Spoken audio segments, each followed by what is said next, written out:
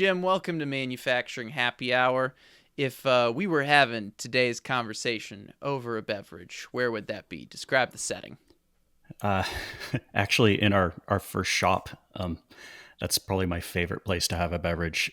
Our very first facility, we called it the Mullet.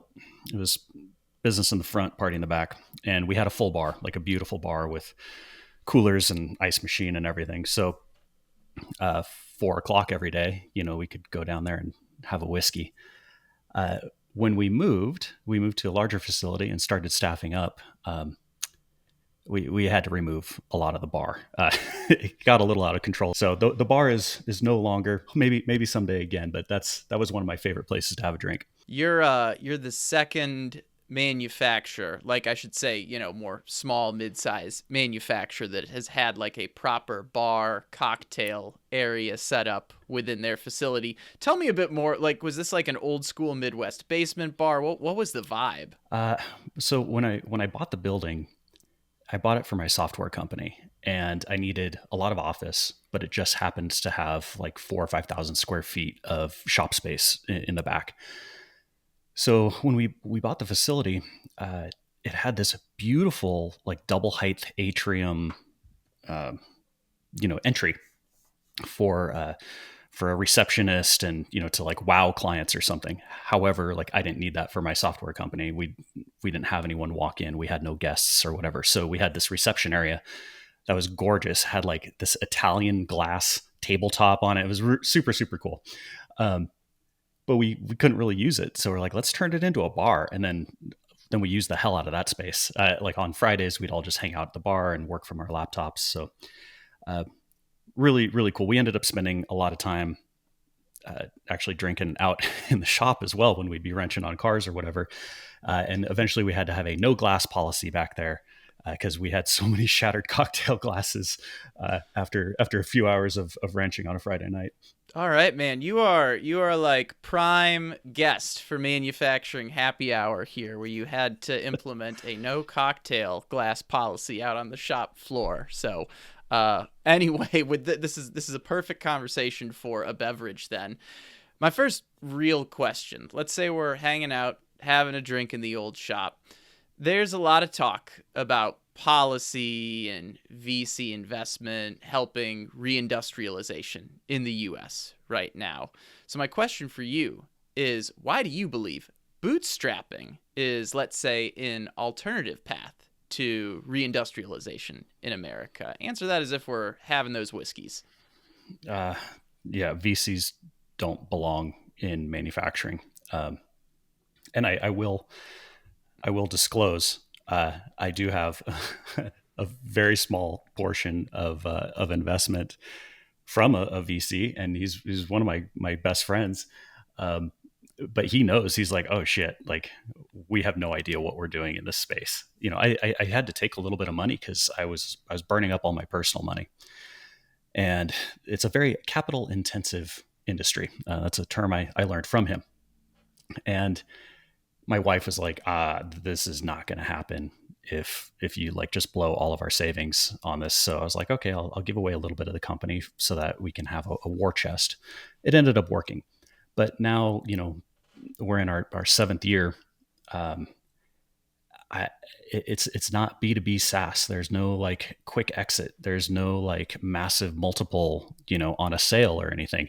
That's just not how this industry works because it is so capital intensive. So VCs, they God bless them, they really know like crypto or B2B SaaS or whatever the next best thing is. Like right now, it's all AI, and from my experience, they kind of like shed their skin every 3 to 5 years and become an expert in some other domain. And manufacturing, to be an expert, you have to grow up with it. Like you should have grown up in your dad's shop or your uncle's shop, running the lathe, sweeping floors, in order to really understand how to make money in this business. I'm very nervous about VCs coming in and pushing owners to take a direction that doesn't make sense, because they're going to target like these profit multiples that they're used to from SaaS, or crypto or NFTs or whatever the hell their last win was. And then they apply that same formula to manufacturing. It's wildly different. So my advice is, VCs will give you that scale, but then you have this crazy ass board to deal with guys that don't know the difference between, if you said, hey, hand me the Phillips, they're like, who's Phil? So you don't get in bed with those guys. I'm generalizing. I'm sure there's some amazing ones out there that I just happen to not know. But what I would instead recommend is, instead of going for this massive scale and trying to have, $100 million company in 2 years with VC money, instead just go at a scale that makes sense, where you can grow it organically over a longer period of time. Now that's very unsexy. Everyone wants this like overnight success. They're like, oh, we want to be $1 billion company in 5 years. You can do that with investment. But it's the only way that anyone's going to make any money off that is they have to sell it to a greater fool. So our path has been, let's use our own money, or as much of it as we can.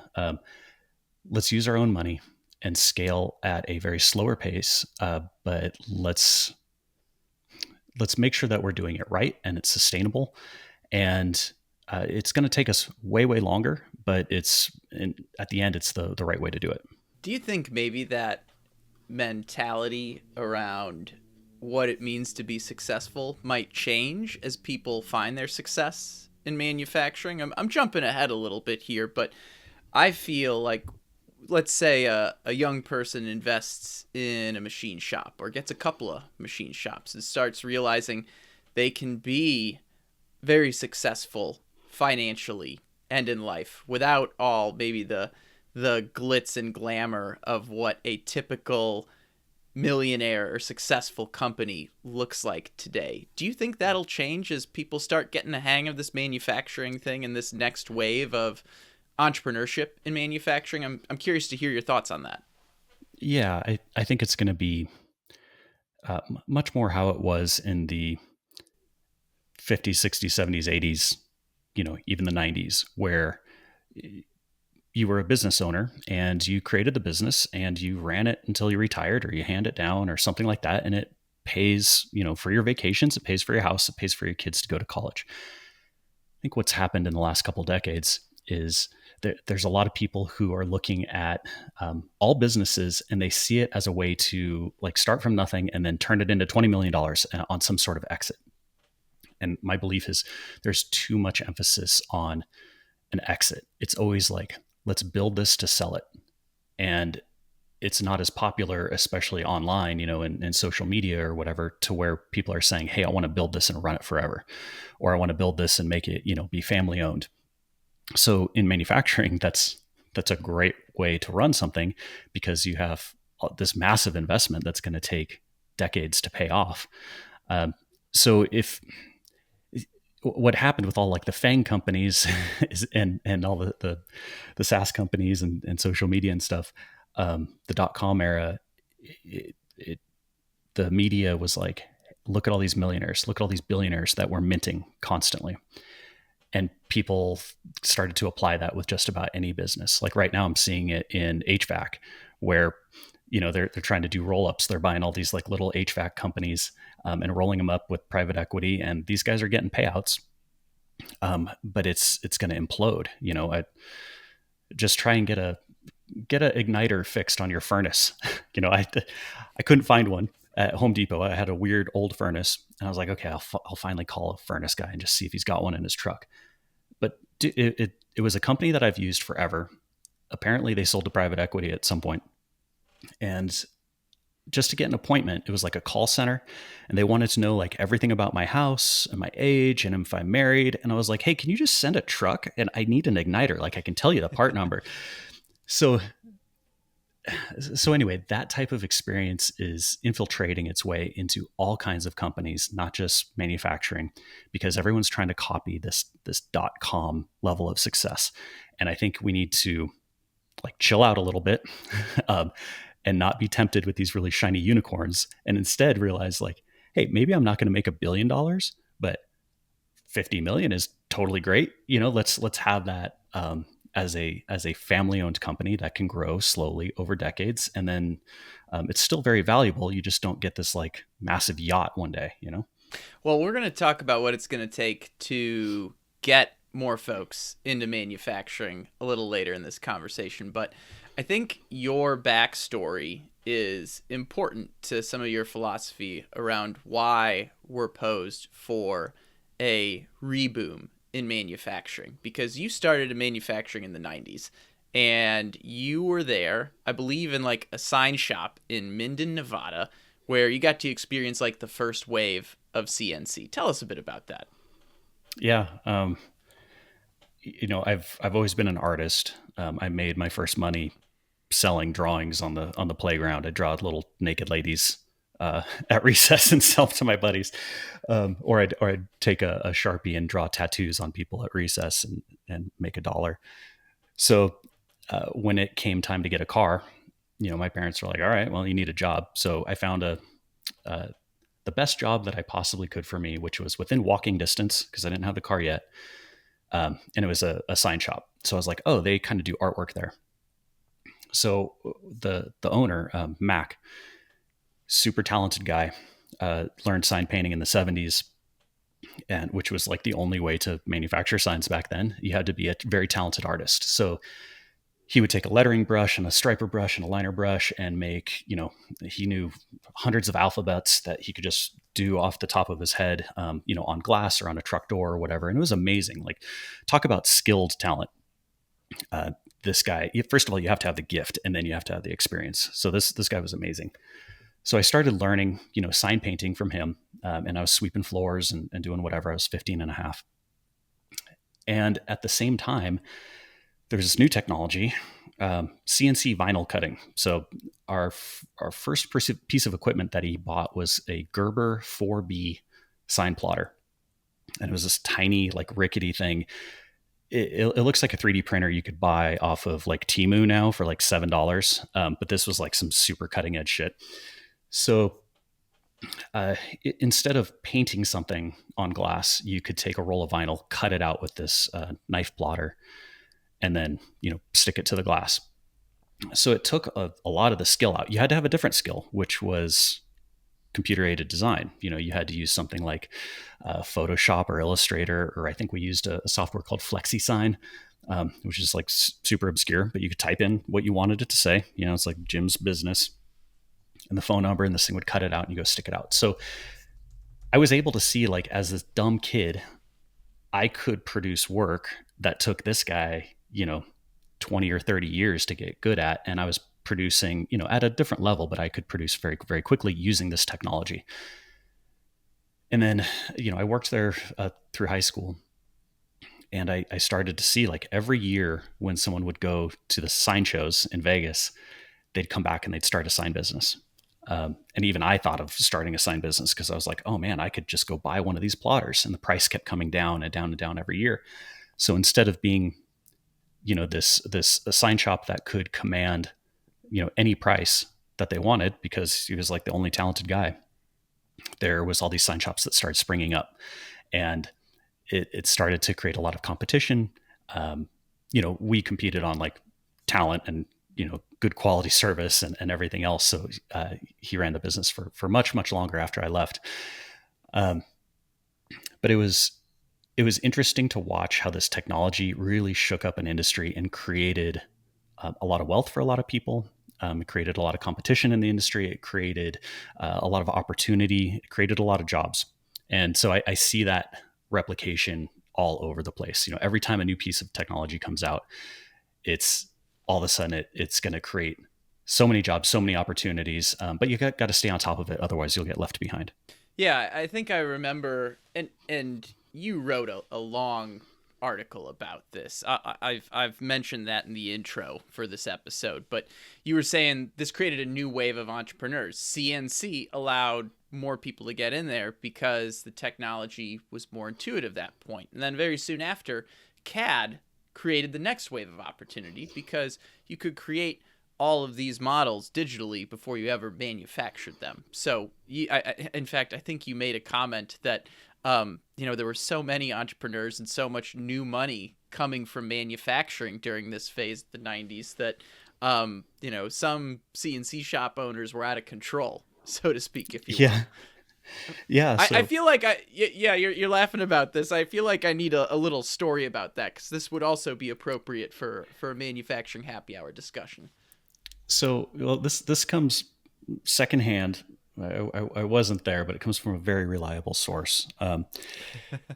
So as I was there, like, in the 90s, in the sign industry, in parallel in the 90s was a new generation of technology, in the CNC manufacturing world, which was like, a GUI, a really good graphic user interface that was taking away, manual operations. Instead of a manual lathe, you could have a CNC lathe, and that was run not off punch cards, but off of CAD or whatever. So a lot of shop owners, the smart young guys, saw this just like how I saw it in signs, where I was like, oh shit, I should probably buy one of these CNC machines and go start a business. There was a lot of like young guys who were in manufacturing running, manual Bridgeports or whatever. And they're like, oh man, if I could buy one of these CNC mills, I could start my own business, and it takes all the labor out. So a lot of these shops were started in the 90s because of this new technology. Instead of using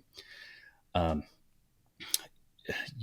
freaking slide rules and punch cards and, uh, you know, whatever, they could use very primitive CAD and tell the machine exactly where to go, use G code, but program it in a very efficient way instead of like by hand G code. So these guys were buying the machines. And so I've worked with Amada for a long time now. And Amada, a lot of their sales staff has been there for a very, very long time. And these guys have wild stories.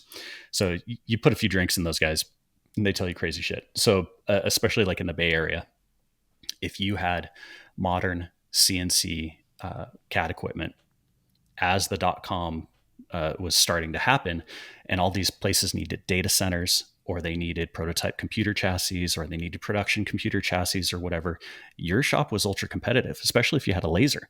Lasers back then, everything was punched. And so if you had a high performing laser plus CAD, all of a sudden you could just come in and decimate.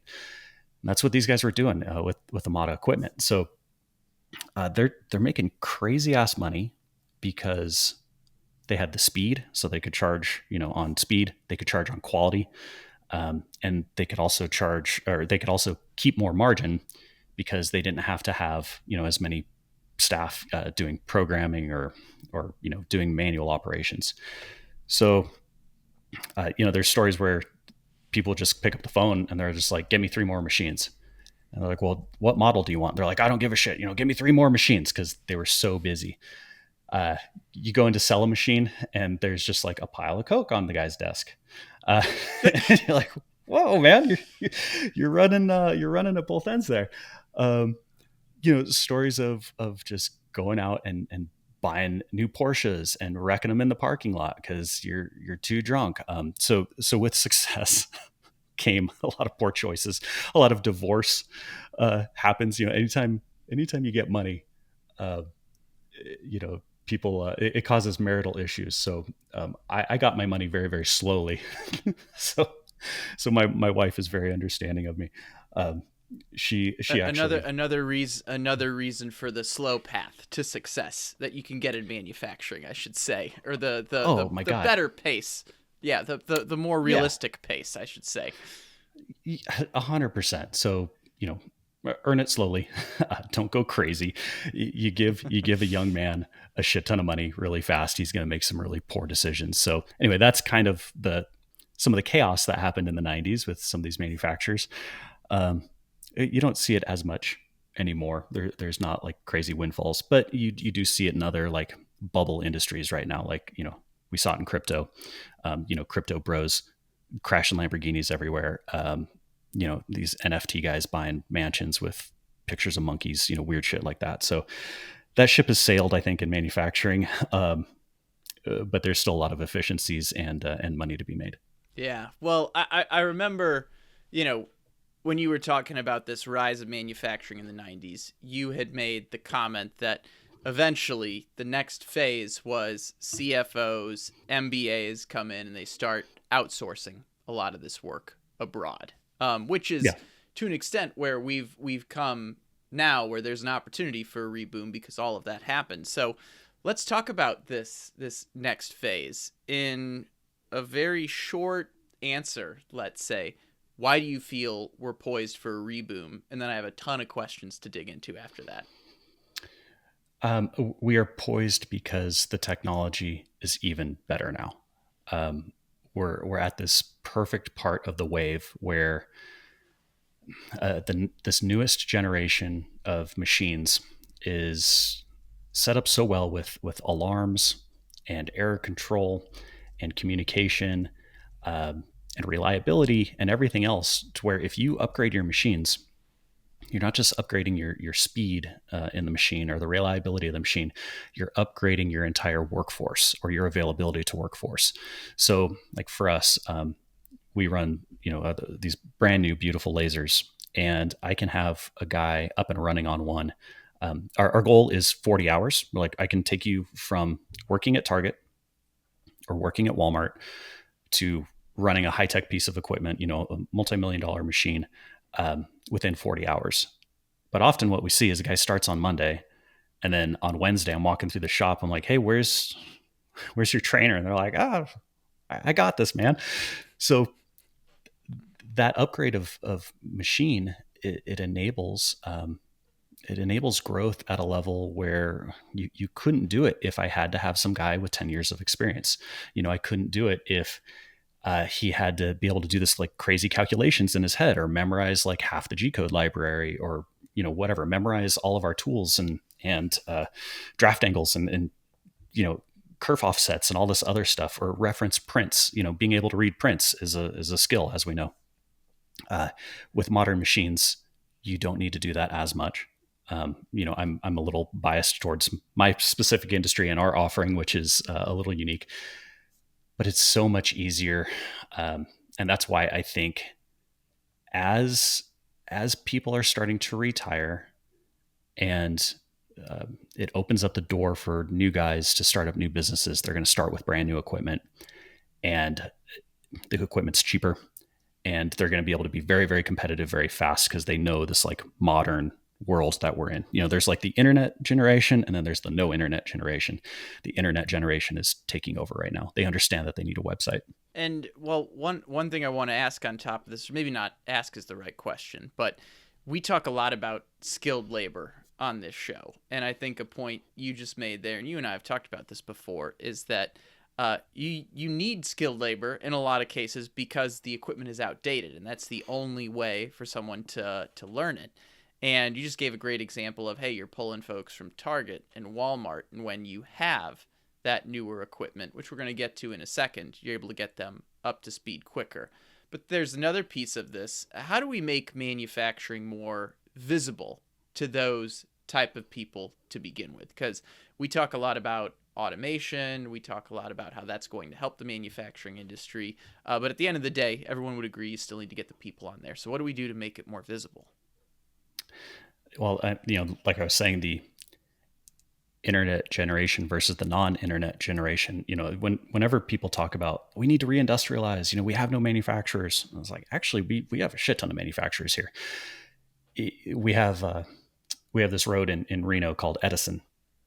And Edison is lined with these like 1,000 square foot or 2,000 square foot shops with roll up doors, and you can rent them really, really cheap. And so that's kind of like our incubator. So if a shop is on Edison, it's kind of like being in El Segundo in California. It's like you're in the new generation. It's you're building something from scratch. You haven't quite grown up yet, but it's where everything starts. So all these guys on Edison, running their little business, they're not the best at marketing. They're not the best at websites. They're not the best at social media or whatever. So they don't have a lot of visibility. A lot of it is word of mouth. I know right now in this town, if you need to go get like a cylinder head decked, it's very difficult to find those guys online. But there's a couple great machine shops. And if you know a guy, via Cars and Coffee or whatever. You're like, hey, who does your machine work? You're like, oh, you got to go check out, Exotic Engine, or you got to go check out, Herbert Performance or whatever.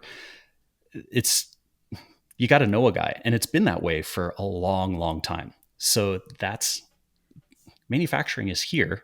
It's just not very visible. So to become visible, to answer your question, it does take a new generation. And I'm seeing that a lot where maybe the business isn't even sold, but their son or their daughter just graduated from college and they're like, hey, dad, you've been in business for 20 years. Let me build you a website, or let me do some marketing for you, or whatever. And those shops are becoming really successful. These old guys, if you're 65 or 70 running a shop, the way that it was done was with phone calls and handshakes. It was done with like the yellow pages. If you were a baller, you're like, oh, I'm going to take out a half page ad in the yellow pages and generate work. Mm-hmm. It took outside sales. A lot of outside sales guys would go around. And so they haven't really changed. They didn't grow up with the internet. They're not familiar with it. So what we're seeing now, the way to success in manufacturing is you can't just be a good manufacturer. You actually have to be a good marketer too. You have to make yourself visible, not only to attract labor, but to attract customers. Every marketing effort that we make is geared to attract labor as well. Not just customers, but labor, because we need so that when they see our ad on Indeed or whatever, because we have an open rec, they need to be like, oh, I've heard of that company. Oh, I think they sponsor the softball team or whatever. It really helps with labor. Yeah, your comment about how that you were just saying right there, that it's not just marketing to get new business, but it's also to get the people to join your team. That's the exact way more manufacturers need to be thinking about their marketing. Let's get tactical here a little bit, whether it's purchasing machines. Let's stick on the websites for a little bit, right? Because I was just up in the Upper Peninsula right before recording this, and I was there seeing a bunch of businesses, like typical trade businesses like A1 Plumbing, A1 Roofing, right? Like that was the old Yellow Page strategy. Pick something that's going to be right up in front of the Yellow Pages. But that's not the case now. And while manufacturers, I think you bring up a great point, many of them are still playing catch up with the website in general. But there's also a need for manufacturers to go faster in general. I want to hear some of your thoughts around, should you show your price on the website?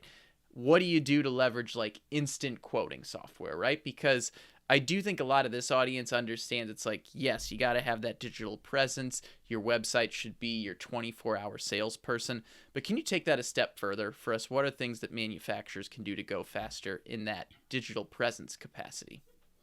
Yeah, I actually had a huge discussion about this with my brother-in-law, who owns a sign shop.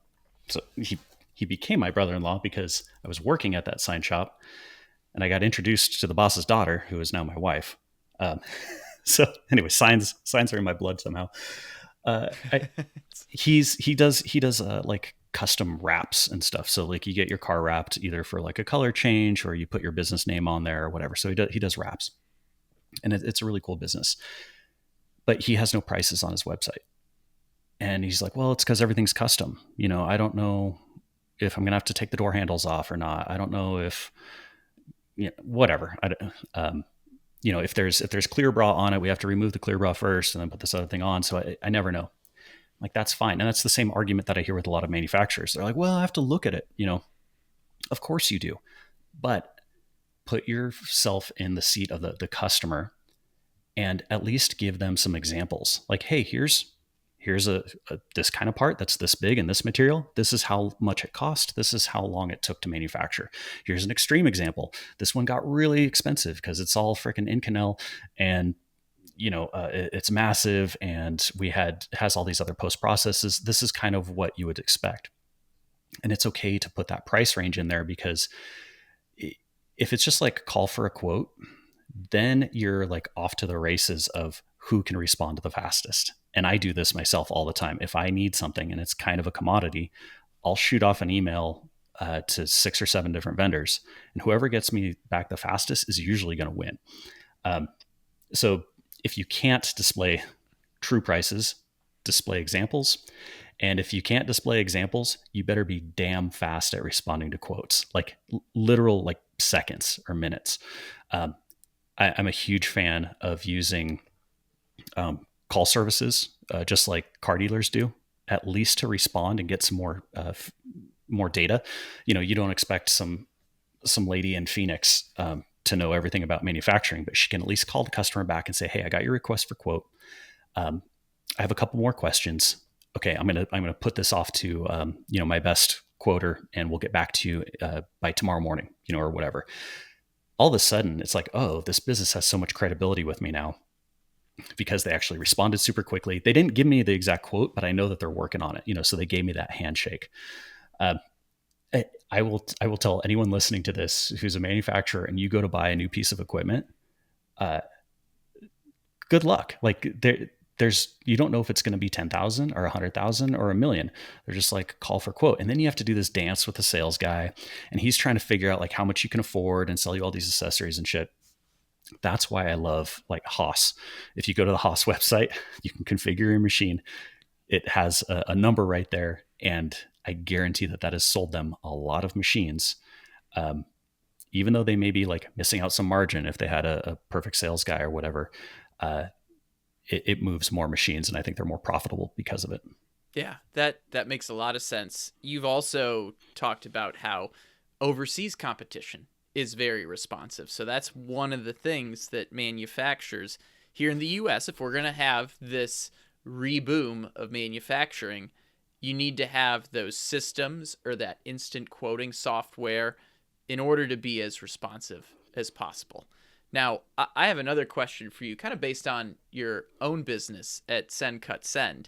What would your advice to manufacturers be if they were to provide 200% better service, even if they're 15% more expensive? I believe that's how you described your business in an article. So what is it that you do to create that situation for yourself? In my experience, the customers that are driven solely by price are not worth your time. As soon as someone else lowers their price by a nickel, they will leave, and they will go to that other customer. So like, who cares?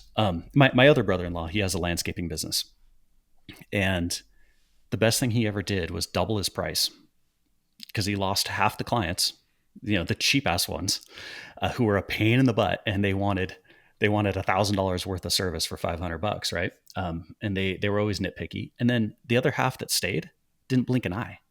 They didn't care because they were getting great service and they knew it. So he ended up doing like half the work, making the same money. And he could use that additional time to grow his business with the ideal client. So that's really our philosophy: is don't compete on price, but compete on speed, service, quality, customer relationship. Having feedback, being ultra responsive. So I'm not sure how we rank in the industry, but I am very confident that our spend on customer support, customer service, is probably 10x our next competitor. So we have dozens of staff that support, do chat, do email, do quoting, do whatever, 24 hours a day, 7 days a week. And when you look at it on a spreadsheet, you're like, holy shit, you're spending a lot of money there. But it makes us money because, just like personally, if someone doesn't get back to me within an hour, I'm moving on. I need to go. We learned that from the car dealer industry. So if you call a car dealer because you're looking at a new Chevy truck, that phone number that you call is not going to your local dealer. It's going to a call center. And their goal is like, they have to answer that phone like within one ring. They have to like do everything in their power to get you connected to a local sales guy in order to close the deal. So without that, like in Reno, I can call the car dealer in Reno, and if they don't answer, I'm going to call the one in Carson City, which is just down the street, and then I can call the one in Fernley, and I can keep like trying to find that truck that I want, and I'm going to give my business to the guy who's most responsive and is going to treat me well and give me the best service. Maybe if I have to drive a little bit more to get that truck, fine. Or if I have to pay $1,000 more, I don't really care because I feel more comfortable giving, especially a large investment to this guy. So manufacturers should take a page out of that book for sure. A lot of our transactions are very small, you can order something from us for like 30 or $40. So oftentimes we're upside down when it comes to like giving support and service for that $39 transaction. We will go to great lengths to educate people on how to use their CAD software or DFM or whatever. Um, but it pays off in the long haul. They after they have that great experience, they're going to stick with us, and they keep coming back. They're like, man, SendCutSend was so nice to me. Why bother? Why would I shop around if they were so cool and took their time to give me all this DFM information? So, yeah, price is something you have to be sensitive about. But man, don't race to the bottom. It's really hard down there. Well, whether these are exact numbers or not, I mean, it jumped out at me when you said you probably spend 10x what your closest competitor does when it comes to the service that you provide. Because if I'm going to do a quick recap of the laundry list we've been covering of how do we reboom manufacturing here in the US, we've been talking about service, we've been talking about responsiveness, we've talked about digital presence online. We were talking about getting equipment that you don't necessarily need someone who has 10 years of experience on, getting equipment that someone can learn quickly. So let's focus on that a little bit, because when it comes to talking about industrial policy and things like that, when we factor in the economy and interest rates and things like that, there are obviously times that are more difficult or easier to finance equipment. And I believe one of your tips is, hey, if you're going to bootstrap on your way to reindustrialization, look at in-house financing options. Tell us a bit about that when it comes to, let's say I'm a manufacturer that needs to upgrade my lines or a particular piece of equipment. Go into that option a little bit. I'm sure some folks are familiar with it, but I think it's worth highlighting here in this conversation. Yeah, it's been very, very powerful for us, especially with a partner like Amada that basically has their own bank in-house, except it doesn't run like a bank. Their finance arm is designed to move machines. It's not there to make any type of profit, or be beholden to, private equity or whatever. It's there to sell machines. So they're amazing. The way that they vet their customers to see if they can pay it back is they send a sales guy and they talk to you and you have a beer, and you work with them, and they'll decide if you're creditworthy or not. So what happens without in-house financing, you're going to end up going to like the SBA or your bank, or you're going to get a second mortgage or something like that. And all of those things require a track record. So you go to the SBA, you have to have a business plan. They're a little more risk tolerant, but you go to a bank and you're like, hey, I need $1 million worth of equipment. The first thing they're going to say is like, okay, can you give me 3 years of tax returns? And you go, no, because I'm just starting this out. And they're like, well, come back when you have 3 years of profitable tax returns. You're like, well, how do I do that without the equipment? So these equipment manufacturers that offer in-house financing, or they have a really good partner, like Mitsubishi Capital or something like that, it can really give entrepreneurs an opportunity to get started in the first place when Wells Fargo, Bank of America, whatever, are going to shut you down hard, even if you ask for like a line or something like that. Also, the in-house financing is generally at very attractive rates compared to, another like third-party vendor. If they're taking a risk on you, they're going to charge you 12%, or 9% is probably the sexiest I've ever seen from a third party versus in-house. So leverage that in-house relationship.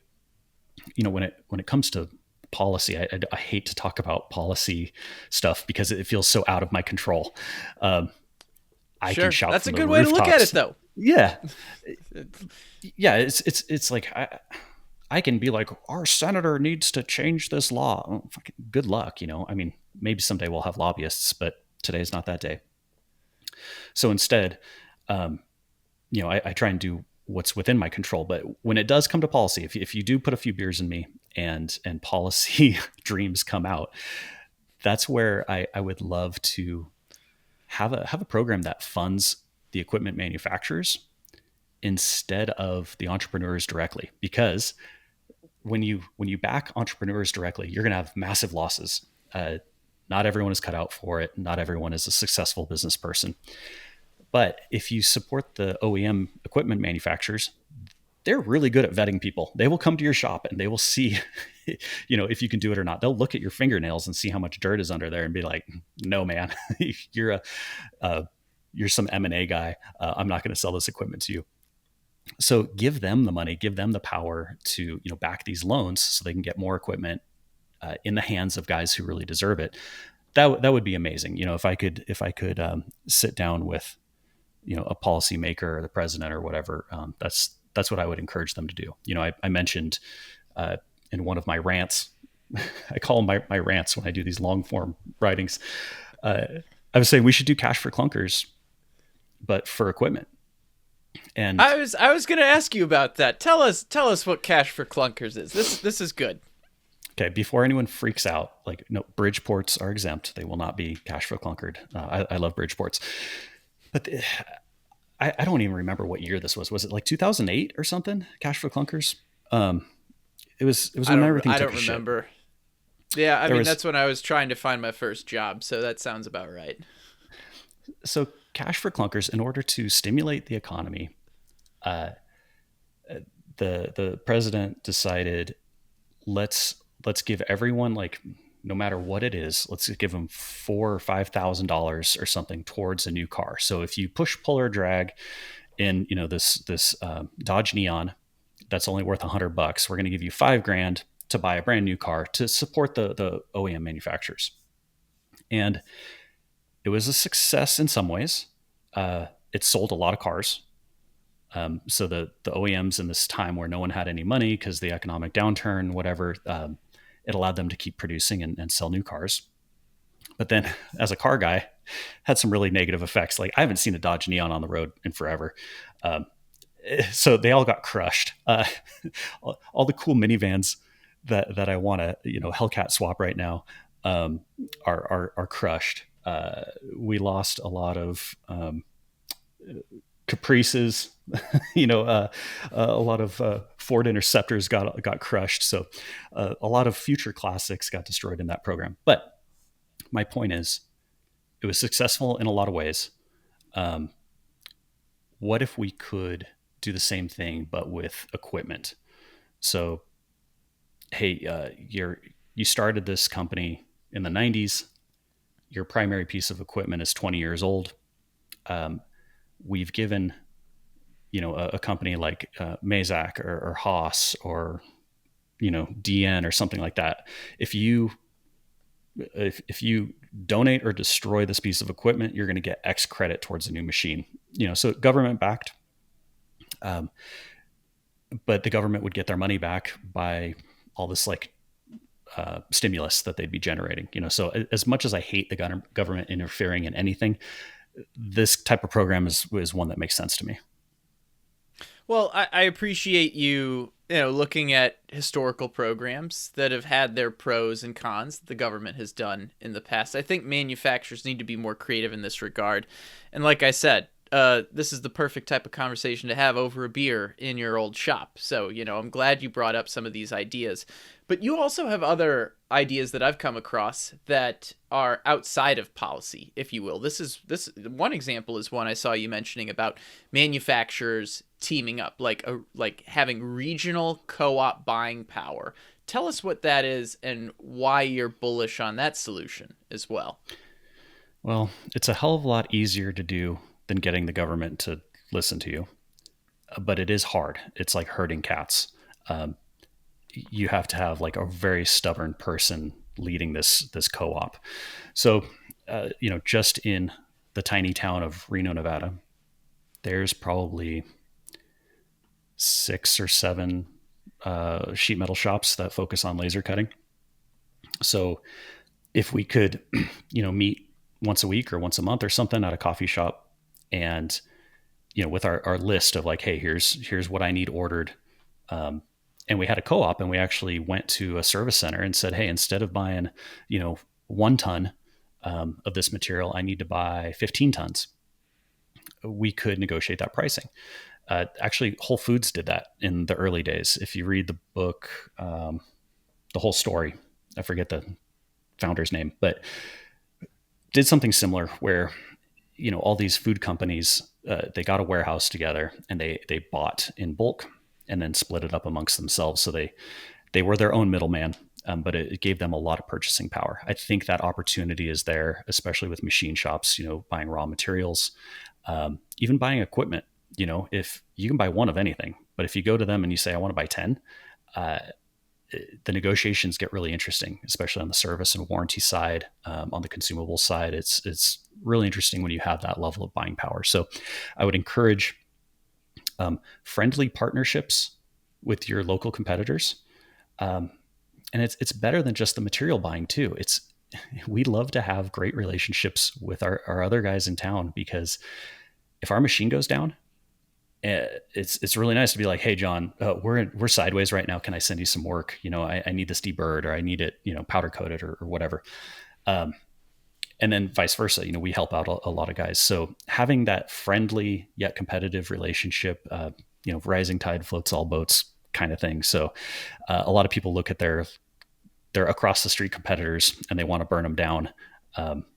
That usually just ends up with both of you like catching on fire. So instead, try and be friendly.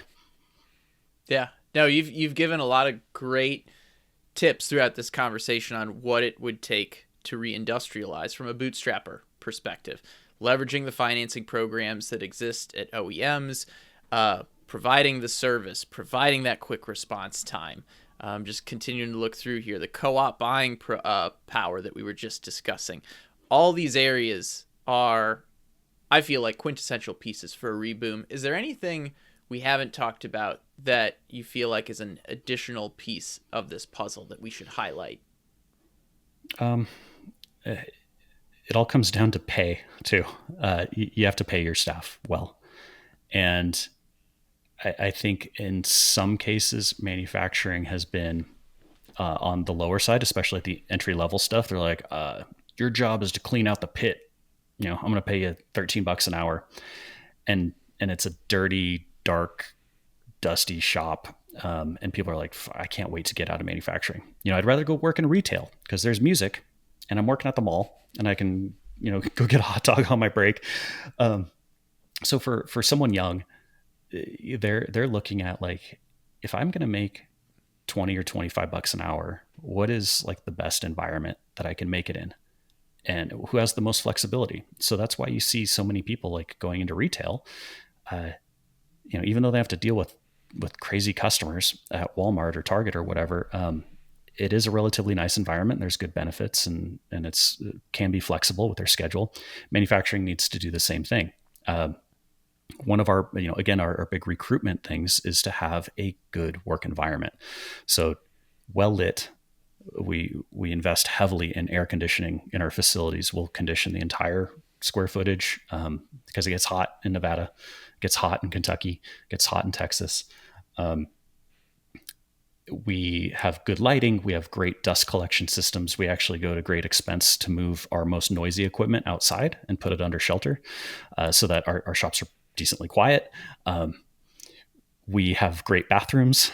We cater meals. We do all kinds of stuff so that when you're making the choice, like, okay, I could make $20 an hour at Target, or I could make $20 an hour in this high-tech manufacturing spot, like, kind of looks to me like this manufacturing has a little more legs on it. Like maybe I can go up. So that's actually this big thing that we just started in December is we are very open about our wages internally and externally. And we say, hey, production tech 1 is going to start out at 22. A production tech 3 could make 45. A production tech 7 could make, 120 grand. This is how much our GMs make. This is whatever. As soon as you expose that poster, people are like, oh shit, okay, if I start here, but I put in some effort, I could be making 6 figures. And, going back to our earlier conversation where I was saying don't compete on the lowest price, it's because you need that margin in order to pay your guys really well so that they stay with you. They learn more, they get more powerful. A guy on day 1 is worth about 10% that he'll be able to do on day 365.